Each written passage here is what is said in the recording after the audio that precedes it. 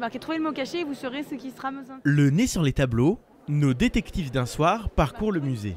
Au total, 20 œuvres à décrypter pour résoudre ce mystère. Un véritable Cluedo géant. Là, on essaye de résoudre une énigme en comptant le nombre d'éléments qui sont dans un tableau. Après, avec cette grille, du coup, on essaye de refaire un mot. Mais on n'a pas tout compté, en fait, on n'est pas très bien organisé là. Et si jamais ils se perdent dans leur quête, une dizaine d'acteurs sont là pour les aider. Ils interprètent les personnages de l'histoire. Le musée, d'ordinaire si silencieux, prend des airs de théâtre. Victor, un ami d'Abby, et oserais-je dire, son plus beau modèle. Certains participants viennent au musée pour la première fois. C'est l'un des objectifs affichés par les organisateurs. Alors l'intérêt pour le musée, c'est de s'ouvrir à un public étudiant, de montrer aux étudiants que le musée est ouvert à tout type de public et que justement le musée aussi est un endroit qui peut leur appartenir, qui leur appartient et qui sont bien les bienvenus ici au musée de Grenoble. Plongés dans leur quête, ces étudiants en histoire de l'art en oublient presque la présence de notre caméra.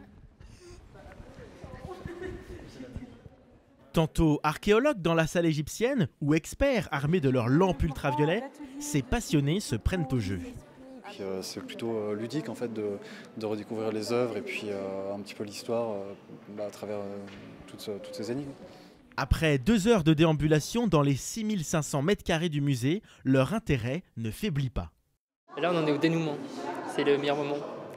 Du coup on a presque fini, on est en train de donner. D'ailleurs ils sont en train de donner la réponse sans moi et je connais pas la réponse du coup si je peux juste ouais.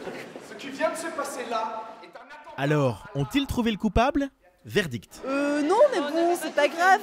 On était presque à ça de l'avoir, mais on s'est un peu mélangé les pinceaux. Au final, le meurtre a été commandité par le médecin qui souhaitait réaliser des expériences.